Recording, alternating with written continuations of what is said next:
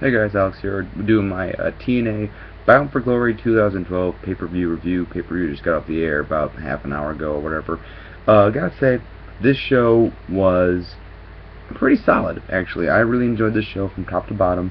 Obviously, I think that a lot of people will agree that there were some booking issues and just some things that didn't make sense, and a lot of, like, especially for one match, like, just match placement that didn't make sense. So let's just get into it. First match on the card was for the exhibition title between Zema, Ion, and RVD, Rob Van Dam. This was actually a pretty good match, going along fine. RVD, I will say, sold Ion's offense very, very well, and power flickering on and off, sorry. So I think that made like Zema look pretty good, but then RVD managed to get the win, with the frog splash and everything. So he's the new X Division champion. I didn't like that just because I think it was just kind of out of nowhere. Like all of a sudden, 3 days before the show, RVD's the challenger and now he's the champion. It just makes no fucking sense, especially because you're building up Ion as a pretty legitimate champion, and now it's just gone. So, and especially since you got like guys like Kenny King, you signed, and why not give him the belt, give him a chance? But stupid fucking decision, I think. So that really hurt the match in my opinion, and also just the whole. It was a pretty short match too, I think, but fun for what was there. So next we had the television title match between Samoa Joe and Magnus. This was a really good match, actually. I really enjoyed this for the time it was given. Both guys were pretty well actually, and just solid match. Can't really say anything much more. Joe looked great here. Magnus looked really good. He got a few good. I will say Magnus hit a really good Michinoku driver. So but yeah, solid match, really good. 3 stars, a lot of fun. And then here's the one odd point here. Next was the street fight between James Storm and Robert Roode, or Bobby Roode, whatever, with King Mo as special enforcer. It just made no sense for this to go on third of the show, especially because this was like the second biggest match on the card.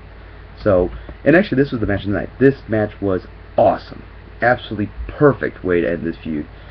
James Storm got busted open hard. I mean, he was bleeding big time, like Flair style blade job, and really great brawling, some great spots, really brutal stuff. I mean, these 2 guys beat the shit out of each other, and this is exactly what I wanted this match to be. And I told Gold Standard on Twitter, it's like they didn't need the world title. This made so much more sense for them just be fighting after each other, just wanting to beat up each other, and they need the world title involved. And also, I'll say, King Mo added nothing to this match. I think he really was not needed. I think it was just, I think TNA's way of adding more star power, which was pointless. But really, really great match, and just some sick stuff at the end, especially with the thumbtacks. I mean, that was, oh man, that made me cringe. But great job from TNA with this booking right here. 4 1/4. Great match. This may be my second favorite TNA match of the year. Not above Aries and Roode from Destination X, though. Next we had Al Snow versus Joey Ryan. This was horrible. I mean, Al Snow just beat the shit out of Ryan and schooled him in wrestling for, I don't know, 8 minutes or whatever, and then,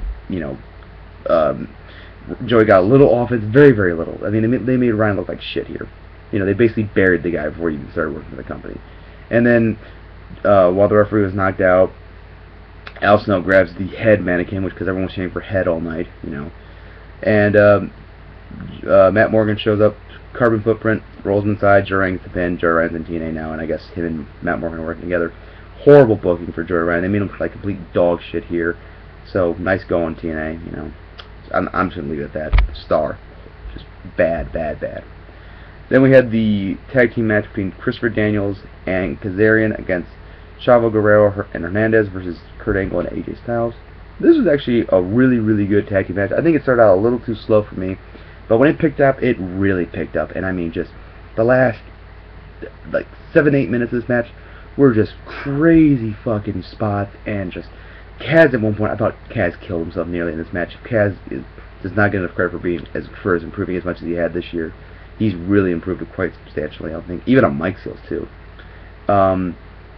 Just phenomenal job from all these guys here, and great job. This was a good tag team match. Really, really done well. I didn't like Chavo and Hernandez going over because I think that they were just kind of like an up and coming tag team. Just kind of put together at the last minute. the whole feud has been about Christopher Daniels, Kazarian, and against AJ Styles and Kurt Angle, or just AJ Styles even, and just it seemed kind of last minute needed to get the title film. Just really didn't make sense booking wise.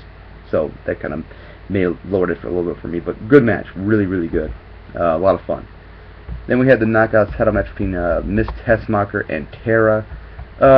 This match was just okay, you know, nothing special about it. Better. There was a nice little wrestling sequence that it kind of impressed me, and then not really anything else major to say about the match really. Tara got the win here, which again makes no sense because you're building up Tessmacher as this legitimate champion, and yeah, that's gone now. So yeah, I get that up like a star and a half. Oh, and then after the match, Tara's boo or boyfriend or whatever came out, some douchebag from OVW and the Big Brother Jesse something whatever. I don't give a shit. I could not care less. I was like wondering who the fuck this guy was. So that was stupid. Then we had the no disqualification match between Sting and Bullet Ray and the members of Aces and Eights. This match was dog shit. It was just so... Let me explain to you why it was. I'm going to explain why. First of all, it starts off with a nice little brawl at the outside, which was fine, and Joseph Park was at ringside handcuffed by Aces and Eights guy. They dragged him in or whatever. I don't care. So they brawl on the outside. It was got nice. Then they go in the ring, and they have a standard tag team match. The Aces and Eights guys are using wrestling moves, and... you know, they're tagging in each other. It's a no disqualification match, and they're hitting fucking tags.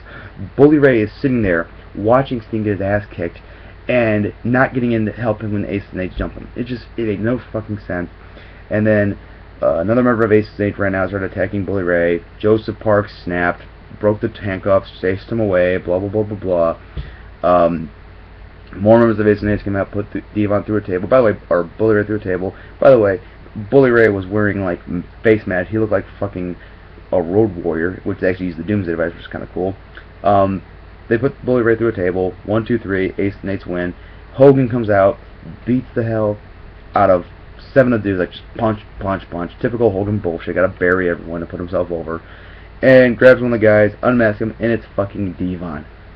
I lost my shit. I started laughing so goddamn hard. This is the big payoff we get, is Devon is in charge of Aces and Eights. Oh, I cannot wait to see this goes. This is definitely like wrestle crap worthy. I mean, this is just such... Oh, I just can't put into words how funny this is. I'm sorry. Just whatever. Dud. That was a dud match, but the ending, 5 stars, greatest, you know, swerve ever. Just absolutely great. Then we have the TNA World Title match between Austin Aries and Jeff Hardy. This was a great match, just phenomenal. Everything I expected this match to be. Really great. I will say though, these guys really sold the idea of them not liking each other just by how like stiff and hard hitting this match was. Really great. Crowd was actually pretty split this match, in which I think it goes to TNA doing a horrible job of turning Aries heel. And it's not really, it's their own fault because they booked him to beat the biggest heel in the company, Bobby Roode, twice.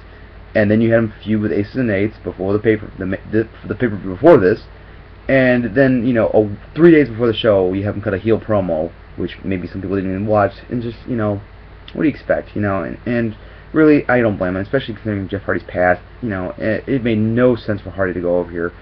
I will say though they did a great job, and also I didn't like the fact that he went down after 1 swanton when I think Bully Ray last month took like 3 to put fucking down. So God.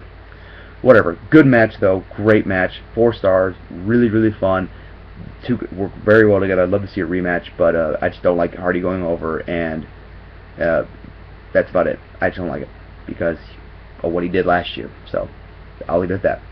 But all in all, I'll give this show an 8 out of 10. Very, very good. Just the booking issues and some of the typical TNA bullshit, really. But hey, you know what? The wrestling was what mattered, and it shined here tonight. So that's it for now, guys. Take care. Bye.